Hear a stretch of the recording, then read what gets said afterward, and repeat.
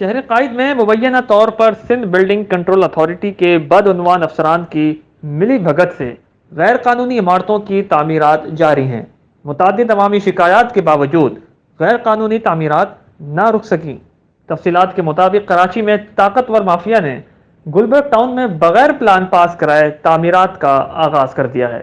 اس حوالے سے ذرائع کا کہنا ہے کہ پلاٹ نمبر 1001 میں 4 منزل عمارت کی تعمیر جاری ہے، جبکہ پلاٹ نمبر 1002 میں بھی 4 منزلہ عمارت تعمیر کی جا رہی ہے، اور پلاٹ نمبر 1262 میں 3 منزلہ اور پلاٹ نمبر 765 میں گراؤنڈ پلس 2 سمیت غیر قانونی طور پر دکانوں کی تعمیرات دھڑلے سے جاری ہیں۔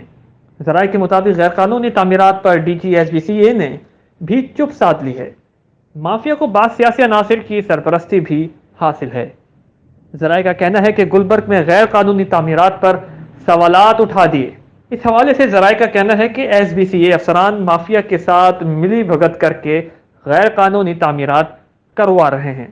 شہر میں چھوٹی جگہوں پر کئی منزلہ عمارتوں کا قیام آبادی کے لیے خطرے کی علامت ہے۔ انہوں نے سوال کیا کہ غیر قانونی تعمیرات کے خلاف اجازت آخر کون دے رہا ہے؟